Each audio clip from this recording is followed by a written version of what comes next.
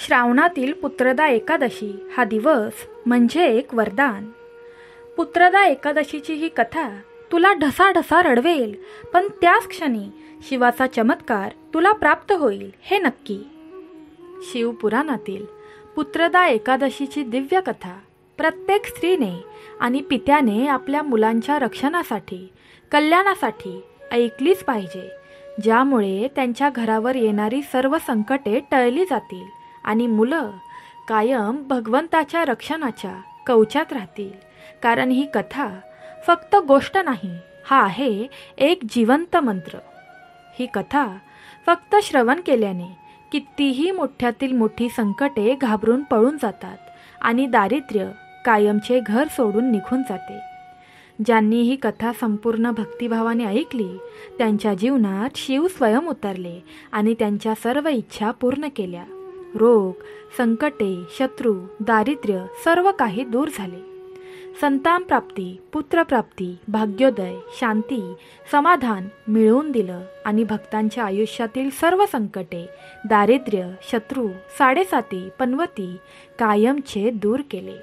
म्हणूनच प्रत्येक भक्ताने आणि विशेषतः प्रत्येक स्त्रीने ही कथा एकदा तरी पूर्ण ऐकलीच पाहिजे. कारण कधीकधी केवळ एक कथा आपलं संपूर्ण भविष्य बदलवू शकते. पुत्रदा एकादशी ही भगवान विष्णूंना समर्पित एकादशी आहे. त्यामुळे आजच्या दिवशी मनातील इच्छा पूर्ण होण्यासाठी कथेला सुरुवात करण्यापूर्वी भगवान विष्णूंचा शक्तिशाली मंत्र कमेंटमध्ये टाईप करा आणि आजची कथा लाईक करा. ओम नमो भगवते वासुदेवाय नमः. तसेच आजची ही पवित्र कथा फक्त एका भक्ताला शेअर करा, कारण भक्ती वाटल्याने पुण्य लाभते आणि आपल्यावर भगवंत कृपा करतात. तुम्ही ही कथा ऐकायला आलाच आहात तर ती कृपया शेवटपर्यंत ऐका, किंवा मग आत्ताच तुम्ही हा व्हिडिओ बंद केला तरीही चालेल. कारण या कथेचे फळ तेव्हाच तुम्हाला भेटेल जेव्हा तुम्ही ही कथा शेवटपर्यंत ऐकाल.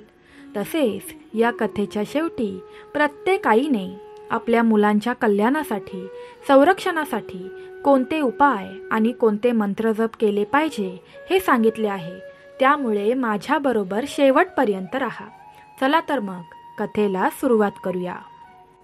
एक स्त्री, तिच्या डोळ्यात आशा, हृदयात पवित्र इच्छा आणि ओठांवर एकच प्रार्थना, देवा मला मूल होऊ दे.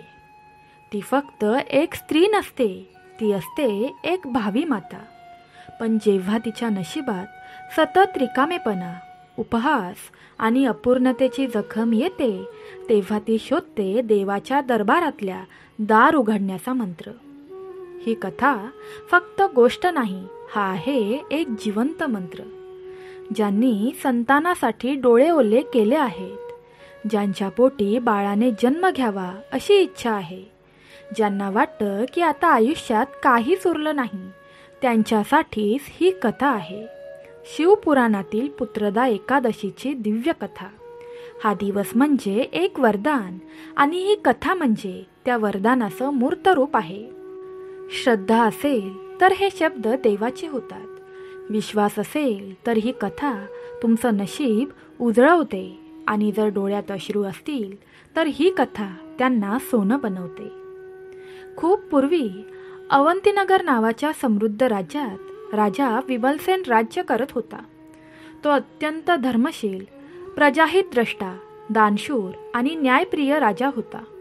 राज्य सुखी होतं, संपन्न होतं, परंतु त्याच्या आयुष्यात एक खूप मोठं दुःख होतं. त्याला कोणतंही संतान नव्हतं. राजा आणि त्याची पत्नी राणी मनपूर्वक अनेक व्रत करत, यज्ञ, दान करत, तीर्थस्नान करत, पण वर्षानुवर्ष संतान प्राप्तीचं सौख्य त्यांचं दार ओलांडत नव्हतं. दोघांचं हृदय आतून तुटलं होतं, पण बाहेरून ते नेहमीच प्रजेसमोर हसतमुख राहत. एक दिवस राणीने उपवास करत असताना देव्हाऱ्यात बसून रडत रडत प्रार्थना केली, हे भोलेनाथ, जर खरंच तू करुणामयी आहेस तर एकदा तरी माझी हाक ऐक. माझ्या पोटी मातृत्वाचं पवित्र सुख उतरू दे. तो दिवस होता श्रावण महिन्यातील पुत्रदा एकादशीचा दिवस. त्या रात्री राणीने उपवास केला. शिवलिंगावर बेलपत्र अर्पण केलं आणि अखंड ओम नमः शिवाय या मंत्राचा जप करत राहिली. राजा तिच्यासोबत होता, पण त्याच्या मनात एक प्रकारचं हताश भाव होतं. इतकी वर्ष काहीच झालं नाही, हे काय वेगळं करतोय आपण? तो विचार करत असतानाच दरबारात एक तेजस्वी ऋषी आले. त्यांच्या चेहऱ्यावर विलक्षण तेज होतं, डोळ्यात दया आणि कृपाभाव. त्या ऋषींचं नाव होतं महर्षी वरुण शंकर. ते भगवान शिवाचे परमभक्त होते. त्यांनी राजाच्या चेहऱ्याकडे पाहिलं आणि म्हणाले, राजन, मी तुझ्या मनातील आर्तता जाणतो, पण तुझ्या प्रतीक्षेचा अंत जवळ आलाय. आजची पुत्रदा एकादशी शिवकृपेचं पवित्र द्वार आहे. तू आणि राणीने मनापासून उपासना केली आहे. आता फक्त एक गोष्ट उरली आहे, ती म्हणजे पूर्ण श्रद्धा आणि त्या क्षणाला ओळखण्याचं सामर्थ्य. राजा विनम्रपणे त्यांच्या पायांवर पडला. गुरुदेव, तुम्ही सांगाल तसंच करीन. मला फक्त एक पुत्र हवा, तोही मला श्री शंकराची आठवण करून देणारा असो. ऋषींनी डोळे मिटले. ते ध्यानात गेले आणि काही वेळाने त्यांनी डोळे उघडले आणि अत्यंत गंभीरतेने म्हणाले, हे ऐक राजा, आज रात्रभर तुम्ही दोघंही ओम श्रीम ह्रीम क्लीम ए पुत्रदाय नमः या मंत्राचा जप करा. तुमच्या अंगणात झाडाखाली एक गाभा तयार करा. तिथे पवित्र अग्नी प्रज्वलित करा. बेलपत्र, दूध आणि पाण्याने शिवलिंगाचा अभिषेक करा आणि फक्त एक प्रार्थना करा, भोलेनाथा, तुझ्या गंगे इतकी शुद्ध संतती माझ्या पोटी उतरू देत. राजा राणीने ऋषींच्या आदेशानुसार सगळं काही तसंच केलं आणि मग त्या रात्री, ज्यावेळी आकाशात पौर्णिमेचा प्रकाश होता, गंगेच्या लहरी मनात येत होत्या, त्या शिवलिंगातून एक प्रकाश निघाला आणि त्या उजेडात प्रकट झाले स्वयं भगवान शिव. राजा व राणी दोघंही दिपून गेले. त्यांच्या नजरेसमोर जे होतं ते फक्त त्यांची श्रद्धाच ओळखू शकत होती. भोलेनाथ मंद हसले आणि म्हणाले, राजन, तुझ्या आणि राणीची भक्ती माझ्या मनापर्यंत पोचली आहे. तुमच्या घरी एक तेजस्वी पुत्र जन्म घेणार आहे, जो केवळ तुमचा वंश वाढवणार नाही, तर माझं नाव या पृथ्वीवर गुणगुणणार. पुत्रदा एकादशीचं व्रत पूर्ण झालं आहे. आता तुमचं पोट मातृत्वाने भरू देत. राजा आणि राणीने चरण धरले. डोळ्यातून अश्रू वाहू लागले. त्या रात्रीनंतर अवंती नगरात फक्त एकच गोष्ट पसरली. राजाच्या आयुष्यात पुत्रदा एकादशीच्या दिवशी स्वयं शिव आले. राजा विमलसेन आणि राणी सुमित्रा यांचं आयुष्य त्या एकादशीच्या रात्रीनंतर संपूर्णपणे बदललं होतं. जसं की त्या ऋषींनी सांगितलं होतं, अगदी तसंच घडलं. काही महिन्यानंतर श्रावण पौर्णिमेच्या शुभतिथीला राजमहालात एका तेजस्वी पुत्राचा जन्म झाला. त्या क्षणी आकाशात गूढ प्रकाश उमटला आणि राजमहालाच्या गाभाऱ्यातील शिवलिंगावर जल आपोआप वाहू लागलं. जणू काही देव स्वतःच त्या बालकाचं स्वागत करत होते. त्या मुलाचं नाव ठेवण्यात आलं शिवांश, कारण तो शिवाचा अंश होता, शिवाच्या कृपेनेच आलेला होता. बालक लहानपणापासूनच वेगळा भासत होता. तो शांत होता, पण त्याच्या डोळ्यात एक अनोखं तेज असायचं. त्याला खेळण्यापेक्षा मंदिरात बसून शांतपणे शिवलिंगाकडे पाहणं अधिक आवडायचं. एकदा राणीने त्याला विचारलं, बाळा, तुला खेळावंसं वाटत नाही का? शिवांश शांतपणे म्हणाला, आई, मी खेळतो, पण माझे खेळ मला त्या भोलेनाथाकडे घेऊन जातात. जेव्हा मी डोळे मिटतो तेव्हा मला एक शांत देव दिसतो. जेव्हा मी हात जोडतो तेव्हा माझं मन गंगेत वाहून जातं. राणी अश्रूंनी भरलेल्या डोळ्यांनी आपल्या पोटावर हात ठेवून फक्त एवढंच म्हणाली, हे भोलेनाथ, तुझ्या अंशाने माझं आयुष्य उजळून गेलं. वर्ष अशाच प्रकारे सरकत गेली. शिवांश मोठा होत होता. त्याच्या बुद्धीला गावातील ज्ञानी ब्राह्मणही विस्मयाने बघायचे. त्याचे प्रश्न अगदी खोल असायचे. मृत्यू म्हणजे काय? शिव नेहमी समाधीत का असतो? शिवांचा तिसरा डोळा उघडतो तेव्हा काय होतं? असे प्रश्न त्याच्या मनात यायचे. एकदा तो शिव मंदिरात बसलेला होता आणि त्याने एक घंटा वाजवली. त्या घंटेच्या ध्वनीत एक वेगळाच नाद होता. मंदिरात उपस्थित असलेल्या सर्वांचं भान हरपलं. त्या क्षणी तिथेच असलेल्या एका वृद्ध साधूने डोळे उघडून पाहिलं आणि उद्धारला. हा मुलगा काही सामान्य मुलगा नाही. त्याच्या स्पर्शात, त्याच्या आवाजात स्वयं महादेवाची छाया आहे. राजाला जेव्हा हे कळलं तेव्हा त्याने एक महायज्ञ करण्याचा निश्चय केला. भगवान शिवाच्या चरणी कृतज्ञता व्यक्त करायचीच हे त्याचं ठाम ठरलेलं मत झालं. महायज्ञाच्या आदल्या रात्री राजा, राणी आणि शिवांश एकत्र मंदिरात बसले. शिवांश अचानक म्हणाला, पिता, मला असं वाटतं उद्या काहीतरी विशेष घडणार आहे. माझ्या स्वप्नात एक साधू आला होता. तो म्हणत होता, ज्यांच्या मनात श्रद्धा असते त्यांच्यासाठी स्वयं शिव चालत येतात. राजा हसला, पण मनातून गडद शांत झाला. ही कथा शेवटपर्यंत श्रद्धेने ऐकल्यास केवळ मनोरंजन नव्हे तर मोठं फळ, आयुष्यात अनपेक्षित आशीर्वाद मिळू शकतो. भगवान शिवांचा आशीर्वाद आपल्या जीवनात यावा असं वाटत असेल तर कमेंट बॉक्समध्ये भक्तिभावाने हर हर महादेव लिहा. राजा विमलसेनच्या राजदरबारात एक अद्वितीय महायज्ञ सुरू झालं होतं. पूर्ण राज्यातून संत, ऋषी, ब्राह्मण, शिवभक्त, स्त्रिया आणि बालक सगळेच यज्ञस्थळी उपस्थित होते. हे केवळ एक धार्मिक कार्य नव्हतं, हे होतं एक कृतज्ञतेचे यज्ञ. शिवांश यज्ञकुंडाजवळ शांतपणे बसलेला होता. डोळे मिटलेले, ओठांवर मंत्रजप सुरू होता. ओम नमः शिवाय, ओम नमः शिवाय, ओम नमः शिवाय. तेवढ्यात एक आश्चर्यकारक प्रसंग घडला. यज्ञकुंडातील ज्वाळा अचानक निळसर चमकायला लागल्या. धुराच्या लाटांमधून एक प्रकाशमय तेजपुंज आकृती उभी राहिली. सर्व उपस्थित थक्क झाले आणि आवाज उमटला, हा पुत्र माझा अंश आहे. जिथे श्रद्धा, निष्ठा आणि भक्ती असते तिथे मी स्वतः प्रकट होतो, असे महादेव म्हणतात. सर्वांनी नतमस्तक होऊन हर हर महादेव या मंत्राचा गजर केला. तेवढ्यात शिवांश उठला आणि त्या प्रकाशाकडे पाहून म्हणाला, भोलेनाथ, मी तुझाच आहे आणि जे माझं ऐकतील, वाचतील, स्मरण करतील, तू त्यांनाही कधीच रिकामं परत पाठवणार नाहीस हे मला ठाऊक आहे. साक्षात शिवाचा आशीर्वाद त्या दिवशी फक्त राजवाड्यावर नाही तर सर्व भक्तांवर, त्या कथा ऐकणाऱ्या प्रत्येक जीवावर झाला. ही कथा शेवटपर्यंत ऐकल्याने मोठी फलप्राप्ती अनेक भक्तांना मिळालेली आहे. तुम्हालाही मिळेल. भगवान शिवाचा आशीर्वाद आपल्या आयुष्यात उतरावा असं वाटत असेल तर प्रेमाने सांब सदाशिव या मंत्राचा जप करा. भक्तांनो, शिवांशच्या आयुष्यात त्या दिवशी एक नवा अध्याय सुरू झाला. त्याचा प्रभाव इतका वाढत होता की दूरदूरच्या गावातून स्त्रिया, विशेषतः संतान सुखाची आस असलेल्या माता त्यांच्याकडे मार्गदर्शनासाठी येऊ लागल्या. त्या एकादशीच्या पवित्र दिवशी एक वृद्ध महिला आपल्या सुनबाईला घेऊन त्याच्याकडे आली. ती सून रूपवती, नम्र पण अंतर्मनात दुःखाची सावली घेऊन, डोळ्यात अश्रू आणून फक्त एवढंच म्हणाली, माझ्या पोटी संतान नाही. 7 वर्ष झाली.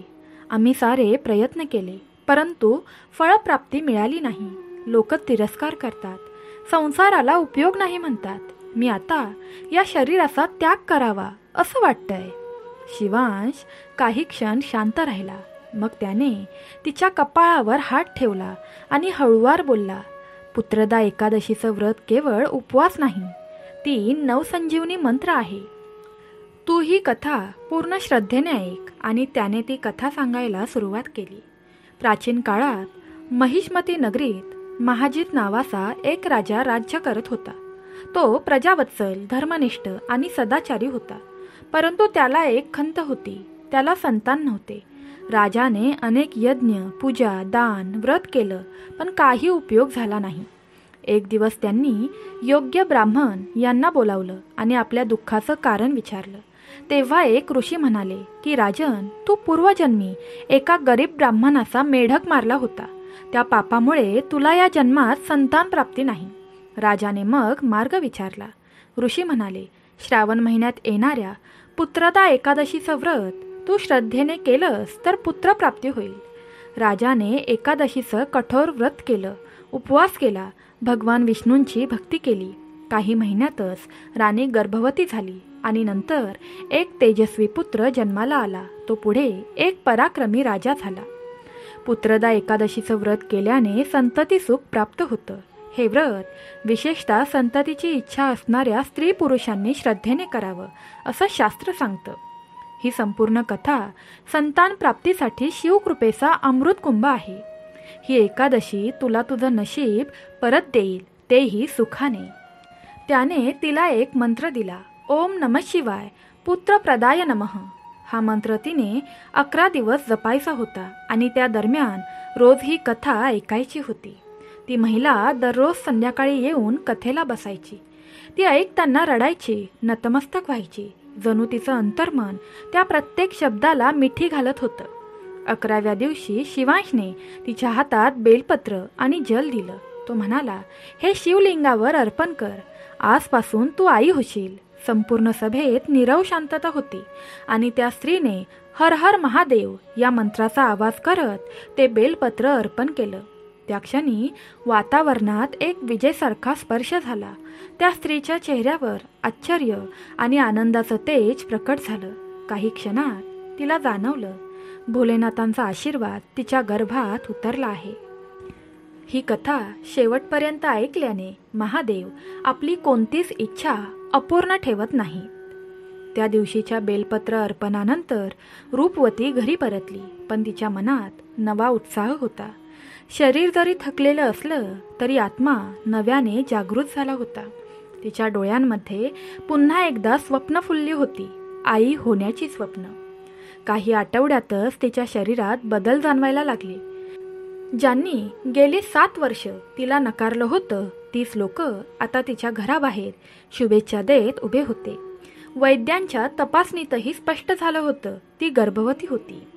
रूपवतीने आणि तिच्या कुटुंबाने तेव्हापासून प्रत्येक एकादशीला भगवान शिवाला जल अर्पण करायला सुरुवात केली. त्यांनी एक संकल्प घेतला की प्रत्येक पुत्रदा एकादशीला 11 वेळा ओम नमः शिवाय पुत्रप्रदाय नमः या मंत्राचा जप संपूर्ण घरात केला जाईल आणि शिवपुराणातील ही कथा सर्वांना ऐकवली जाईल. दुसरीकडे शिवांचा खूप मोठा आश्रम उभा राहत होता. शेकडो स्त्रिया ज्या न संपणाऱ्या वेदनेतून जात होत्या, त्या तिथं येऊन आशा घेऊन जात होत्या. काही महिन्यात आशीर्वाद घेऊन परत येत होत्या. एक दिवस असं घडलं की त्या रात्री त्याच्यासमोर एक तरुण स्त्री आली. तिचं नाव होतं मंदिरा. तिचा गळा भरून आला होता. ती म्हणाली, माझं लग्न होऊन 10 वर्ष झाली. नवऱ्याचं प्रेम आहे, पण घरच्यांचे टोमणे आणि तिरस्काराने मी आतून तुटले आहे. मला काहीच नको, पण एक मूल एवढंच मागणं आहे. माझ्या पदरात एक मूल द्या. शिवांश शांतपणे तिच्याकडे पाहत राहिला आणि म्हणाला, तू उद्याच्या पुत्रदा एकादशीला पहाटे 4 वाजता महादेव पर्वतात जा. तिथं एक जुना शिवलिंग आहे. तिथं तू 3 वेळा ही कथा मनातल्या मनात संपूर्ण ऐक आणि इतरांना सांग. नंतर त्या शिवलिंगावर बेलपत्र, दूध, गंगाजल अर्पण कर. शेवटी फक्त एक मंत्र उच्चार, ओम नमः शिवाय पुत्रदाय शिवाय नमः. हे करून परत ये. बाकी सगळं शिव करतील. मंदिरा सकाळी अंधारातच निघाली. जंगलातून वाट काढत ती त्या शिवलिंगापर्यंत पोहोचली. तिच्या मनात भय होतं, पण विश्वास मोठा होता. तिने ते सर्व केलं आणि तिथंच थांबून डोळे मिटून तिने ती पूर्ण कथा आठवत आठवत सर्वांना सांगितली आणि स्वतःही ऐकली. अचानक वातावरणात मंद वारा वाहू लागला. झाडांची पानं एक संद नाद करत होती आणि एक आश्चर्य म्हणजे त्या शिवलिंगावरून दूध आपसूक वाहू लागलं. मंदिरानं डोळे उघडले आणि तिच्या हृदयात एक गूढ शांती पसरली. ती परत गेली आणि काही आठवड्यात तिच्या पोटीही मातृत्वाचं बीज अंकुरलं. मंदिराच्या आयुष्यात घडलेल्या त्या चमत्कारानंतर तिचं संपूर्ण गावच सुन्न झालं होतं. जी स्त्री वर्षानुवर्ष नुसती अश्रू ढाळत होती, ती आता दिवाळीप्रमाणे घरात दीप लावू लागली होती. प्रत्येक स्त्रीने तिच्याकडे पाहून विचार करत होती, हे असं खरंच शक्य आहे का? हे सगळं ऐकून आजूबाजूच्या गावातून अनेक स्त्रिया शिवांशच्या आश्रमात येऊ लागल्या. कोण विधवा होती, कोण वध्यत्मानं त्रस्त होती, तर कोण संकटग्रस्त होती, पण प्रत्येकाच्या नजरेत आशा दिसत होती. एक दिवस आश्रमात एक वृद्ध साध्वी आली. तिचे डोळे तेजस्वी होते, पण ओळखीचे नव्हते. तिनं फक्त इतकंच म्हटलं, तू हे काम थांबवू नकोस. हे तुझं नाही, शिवाचं कार्य आहे. पुढील एकादशीला वटेश्वर शिवलिंग प्रकट होणार आहे. तिथं कथा सांग, मंत्र जप कर आणि अनेक स्त्रियांचे दोष दूर होतील. शिवांशला आधी काहीच कळलं नाही. पण पुढील पुत्रदा एकादशी आली आणि आश्रमाच्या बाजूलाच एक मोठं वडाचं झाड असलेल्या ठिकाणी जमीन आपोआप उघडली आणि त्यातून एक जुनं शिवशक्तीने भरलेलं शिवलिंग प्रकट झालं. लोकांना ते पाहून आश्चर्य वाटलं. शिवांशनं तिथे पहिल्यांदाच खुलेआम कथा सांगितली. शिवपुराणातील पुत्रदा एकादशीच्या महिमेची कथा, रूपवतीची श्रद्धा, मंदिराचे चमत्कार आणि शेवटी तो मंत्र, ओम नमः शिवाय पुत्रप्रदाय नमः. शेकडो स्त्रियांनी त्या दिवशी हा मंत्र जपत बेलपत्र शिवांना अर्पण केलं. काहींच्या डोळ्यात अश्रू होते, काहींच्या नजरेत शिवदर्शन होतं. काही महिन्यात अनेक स्त्रिया पुन्हा भेटायला आल्या, मातृत्वाच्या सुवार्तेसह. शिवांश त्या प्रत्येकाशी अलगद बोलायचा, हे माझं नाही, हे भगवान शिवांचं आहे. आपण फक्त माध्यम आहोत. त्या पुत्रदा एकादशीच्या दिवशी सर्व भक्त मंदिरात एकत्र आले होते. गाभाऱ्यात दिव्य प्रकाश पसरला आणि शिवांश पुन्हा प्रकट झाला. त्यांच्या चेहऱ्यावर गंभीर शांतता होती आणि डोळ्यांमध्ये परम करुणा. त्याने भक्तांकडे पाहून सांगितलं, पुत्रदा एकादशी ही केवळ मुलांसाठी नवस करण्याची तिथी नाही, ही एक दिव्य संधी आहे, जिच्या माध्यमातून आई आपल्या संतानांचं रक्षण करू शकते. सर्वजण एकटक त्याच्याकडे पाहत राहिले. मग त्याने स्पष्टपणे काही उपाय सांगितले, जे प्रत्येक आईने या दिवशी जरूर करावेत. 1. वडाच्या झाडाखाली दीप लावावा आणि ओम नमः शिवाय पुत्रप्रदाय नमः या मंत्राचा जप करावा. हे संतानाच्या आयुष्यातील संकट दूर करते आणि त्यांच्या मार्गातील अडथळे काढते. 2. संध्याकाळी वडाच्या झाडाभोवती 7 प्रदक्षिणा घालाव्यात. या कृतीने मुलांचे आयुष्यमान वाढते आणि ते वाईट संगतीपासून दूर राहतात. 3. एका गरीब महिलेला साडी, हळद कुंकू आणि एखादं फळ द्यावं. हे दान संतानांच्या विवाह, शिक्षण आणि शुभकार्यांमध्ये यश आणतं. 4. पुत्रदा एकादशीच्या दिवशी पाणी पिऊन उपवास करावा. संध्याकाळी फक्त फळाहार करून व्रत पूर्ण करावं. अशा व्रताने संतानांवर असलेले अदृश्य पापांचे परिणाम कमी होतात. आपल्या मुलांचं नाव घेऊन रात्री शिवलिंगावर बेलपत्र अर्पण करावं. हे भोलेनाथा, माझा अपत्य सदैव तुझ्या कृपेने सुरक्षित राहो असा संकल्प करावा. शिवांशने शेवटी सांगितलं, आईचं हृदय हे सृष्टीतील सर्वात शक्तिशाली स्तोत्र आहे. एकादशीच्या दिवशी तिच्या शुद्ध भावना शिवापर्यंत पोहोचतात आणि त्यानेच ती पुत्रदा तिथी ठरवली आहे. हे ऐकून अनेक माता अश्रूंनी ओलावल्या. त्या दिवशी सर्व स्त्रियांनी सांगितलेले उपाय केल्यावर वातावरण भरून गेलं. मंद वाऱ्याबरोबर एक गूढ सुगंध दरवळत होता, जणू शिवांचं अस्तित्व अजूनही तिथे होतं. आता भक्तांची श्रद्धा केवळ वाढतच चालली होती. त्या दिवशी रूपवती देखील तिथे उपस्थित होती, जिला शिवांशच्या रूपात भगवान महादेवांनी आशीर्वाद दिला होता. तिच्यावर कृपा केली होती. रूपवती हसत होती, कारण तिला कळलं होतं की देव त्याच्याच रूपात पुन्हा पुन्हा भक्तांच्या मदतीसाठी उतरतो. शिवांशने रूपवतीकडे पाहिलं. तिच्या डोळ्यात वात्सल्य आणि आशीर्वाद चमकत होते. रूपवतीला जाणवलं होतं, हा कोणी साधा साधू नाही, त्याच्यामध्ये एक अद्भुत तेज आहे, एक दिव्यता आहे. शिवांश म्हणाला, रूपवती, तू केवळ तुझ्या मुलांसाठी प्रार्थना केलीस असं नाही, तू इतर मातांसाठीही रडलीस, त्यांचंही भलं हो म्हणून देवाकडे साकडं घातलंस, म्हणून तुला आजचं हे दिव्य दर्शन लाभलं. रूपवती डोळ्यात अश्रू आणत म्हणाली, भगवान, तुम्ही कोण आहात? मी तुमचं खरं रूप जाणू शकते का? शिवांश स्मित हास्य करत म्हणाला, जेव्हा भक्तांची श्रद्धा आणि प्रेमळ निव्वळ निष्कलंक असते, तेव्हा मी त्यांच्यासाठी कोणतंही रूप घेऊन येतो. आज मी तुझ्यासाठी शिवांश म्हणून आलो, पण माझं खरं नाव शिव. होय, मीच महादेव. इतकं बोलून शिवांशचं रूप अचानक बदलू लागलं. संपूर्ण शरीर तेजाने झळाळू लागलं. डोक्यावर जटा, गळ्यात नाग, हातात त्रिशूल आणि कपाळावर चंद्र. साक्षात भगवान शिव प्रकट झाले होते. सर्व भक्त आश्चर्यचकित झाले. कुणीतरी जोरात उच्चारलं, हर हर महादेव, आणि संपूर्ण मंदिर त्या घोषणांनी दुमदुमून गेलं. शिव म्हणाले, पुत्रदा एकादशी हे केवळ इच्छांची पूर्ती करण्यासाठी नसून आपल्या संतानासाठी शुद्ध अंतकरणाने सेवा करण्याचा दिवस आहे. तुम्ही त्या सेवेला महत्त्व दिलंत म्हणून मी आलो. त्यांनी रूपवतीला आशीर्वाद दिला आणि मग नंतर दोन्ही हात वरती केले आणि म्हणाले, इथे बसलेल्या प्रत्येक स्त्रीची प्रत्येक इच्छा पूर्ण होईल. त्यांना संतानप्राप्ती होईल, पुत्रप्राप्ती होईल. जे शिवमंत्राचा उच्चार करणारे असतील, धर्मप्रिय असतील आणि शूर असतील. त्या दिवशी मंदिरात जेवढी लोक होती ते सर्व या घटनेचे साक्षीदार झाले.